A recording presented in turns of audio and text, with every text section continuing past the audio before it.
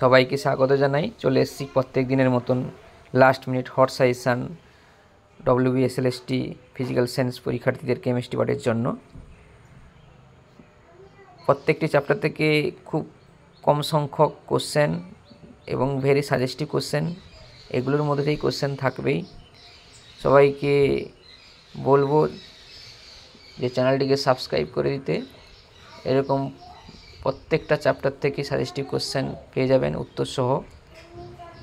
আজকে যে দুটো চ্যাপ্টার রয়েছে, ইলেকট্রোকেমিস্ট্রি এবং কোলেট। প্রথম কোশ্চেন, নিচের কোন জটিল যৌগটির পরিবাহিতা সর্বোচ্চ? তাহলে পরিবাহিতা সর্বোচ্চ হতে গেলে যত আয়ন সংখ্যা বেশি হবে। এবারে জটিল যৌগের যেটা কোঅর্ডিনেশন অঞ্চল মানে থার্ড ব্র্যাকেটের ভেতরে অঞ্চল, ওটা পুরোটা মিলে একটা আয়ন, আর বাইরে যতগুলো পাওয়া যাবে, যতগুলো মৌল থাকবে বা যতগুলো আয়ন থাকবে ততগুলো আয়নই পাওয়া যাবে। ভেতরটা পুরোটা মিলে একটা। তাহলে প্রথমটাতে দুটো আয়ন, বিটাতে তিনটা আয়ন, সিটাতে চারটা আয়ন, কারণ বাইরে তিনটা সেল রয়েছে, ভেতর পুরো একটা, আর ডিটাতে তিনটা আয়ন। তাহলে আমাদের সবচেয়ে পরিবাহিতা বেশি হবে সি অপশান। চলে আসে 8 কোশ্চেন।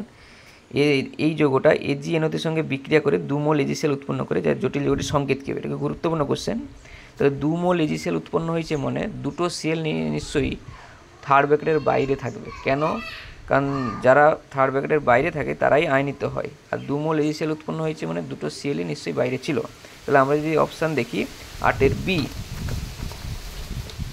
বি, চলে আসছি পরের কোশ্চেন। 1 নম্বর কোশ্চেন, নিচে যৌগের ক্ষেত্রে সিআর এর মুখ্য যৌগতা এবং গৌণ যৌগতা কত? মুখ্য যৌগতা মানে জারণ সংখ্যা, আর গৌণ যৌগতা মানে লিগ্যান্ড সংখ্যা।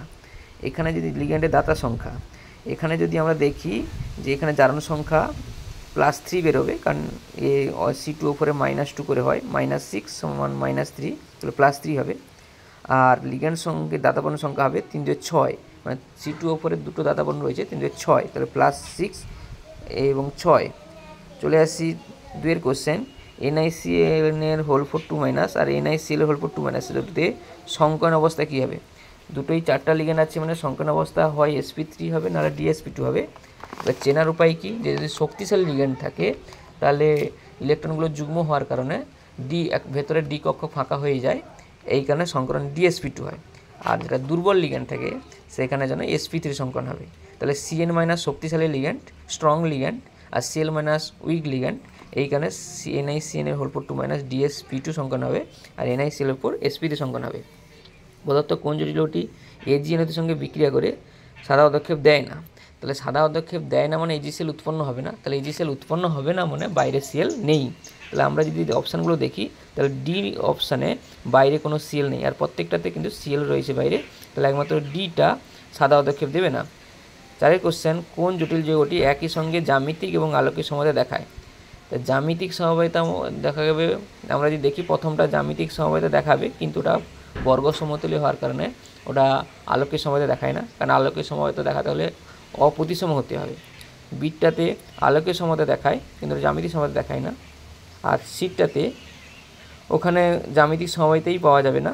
আর ডিটাতে জ্যামিতিক সমবায়িতা পাওয়া যাবে, দুটো ইএন রয়েছে, দুটো সেল সিসে থাকতে পারে, আবার দুটো সেল ট্রান্সে থাকতে পারে, তাহলে সিস ট্রান্স দুটো জ্যামিতিক সমবায়িতা পাওয়া যাবে। আর আমরা জানি সিসটা অপ্রতিসম হওয়ার কারণে ওটা আলোক সক্রিয় হয়, তাহলে আলোক সক্রিয়তা এবং জ্যামিতিক সমবায়িতা পাওয়া যাবে ডি অপশানে। চলে আসি পরের কোশ্চেন, প্যারামেন্টিক জটিল যৌগ আয়নটি কোনটা? তাহলে প্যারামেন্টিক জটিল আয়ন হতে গেলে আমাকে দেখতে হবে অযুগ্ম ইলেকট্রন যেন থাকে ডি।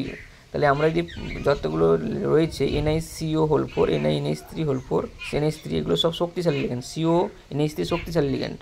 আর জিঙ্কের ক্ষেত্রে তো অলরেডি 3d10 ইলেকট্রন, তাহলে ওটা যুগ্ম অবস্থায় রয়েছে। নিকেলের ক্ষেত্রে 3d10 মানে 3d8 আর শক্তিশালী লিগ্যান্ড হওয়ার কারণে ওটাও যুগ্ম হয়ে যাচ্ছে। আর কোবাল্ট 3+, 3d6, ওখানেও NH3 শক্তিশালী লিগ্যান্ড ওখানে যুগ্ম হয়ে যাচ্ছে।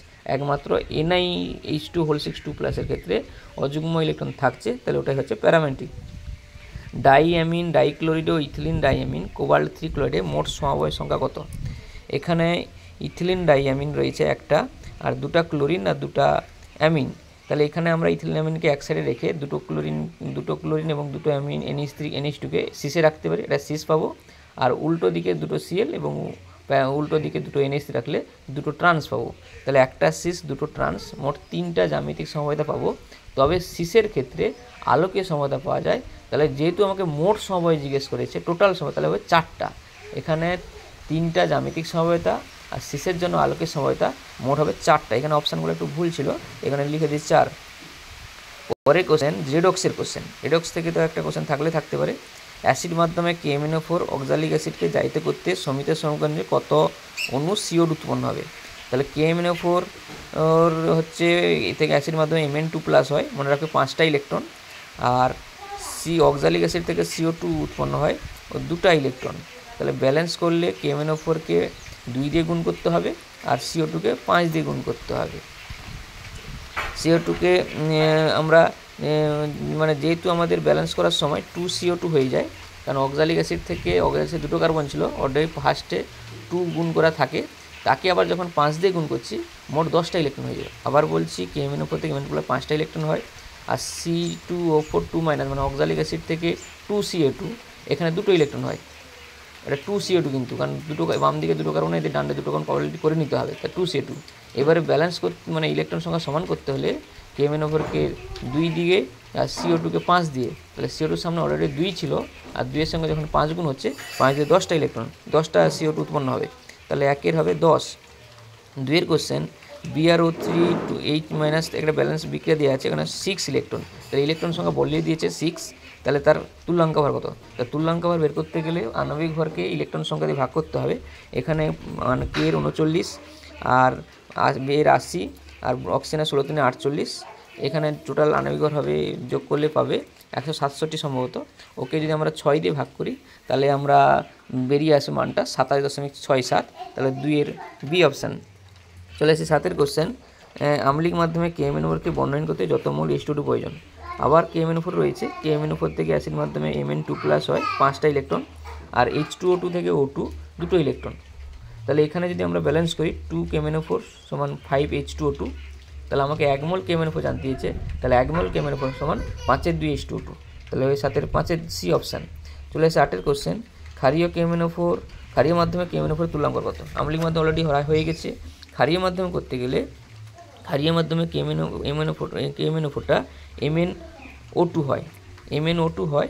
তাহলে MnO2 হয় মানে এখানে ইলেকট্রন সংখ্যা হবে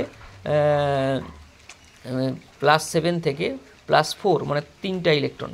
তাহলে ইলেকট্রনের ট্রান্সফার হচ্ছে 3 ইলেকট্রন, আর অ্যাসিড মাধ্যম হলে 5 ইলেকট্রন। মাথায় রাখবে, ক্ষারীয় মাধ্যম হলে 3 ইলেকট্রন, অ্যাসিড 5 ইলেকট্রন। তাহলে এখানে KMnO4-এর আণবিক ভর দেখা যায় 39, 55, এবং যদি অক্সিজেন 16, 64 যোগ করা হয় 158 হবে। আর 158কে যদি আমরা 3 দিয়ে ভাগ করি আসবে 52.67। চলে আসে 9-এর কোশ্চেন। একটা H2O3 2- I2 থেকে একটা বিক্রিয়া দেওয়া আছে, ওর হলে ওটার তুল্যাঙ্ক ভার Na2H2O3 তুল্যাঙ্ক ভার কত? এই তুল্যাঙ্ক ভার বের করতে গেলে আণবিক ভরকে ইলেকট্রন সংখ্যা দিয়ে ভাগ করতে হবে। এখানে যদি দেখি I2 থেকে 2I- 2টো ইলেকট্রন, তাহলে নিশ্চয়ই 2H2O3 2- থেকে S4 2-, এটাও তাহলে 2টো ইলেকট্রন হবে। তাহলে 2 মোল H2O3 2- জন্য 2টো ইলেকট্রন, তাহলে 1 মোল H2O3 2- জন্য হবে 1টা ইলেকট্রন। তাহলে এখানে ইলেকট্রন সংখ্যা 1 হবে, 1 দিয়ে ভাগ হবে। তাহলে Na2H2O3 5H2O আণবিক ভর হবে 248, আর 248কে দিয়ে 1 দিয়ে ভাগ করি উত্তর হবে 248। তাহলে 9-এর হচ্ছে এ অপশান।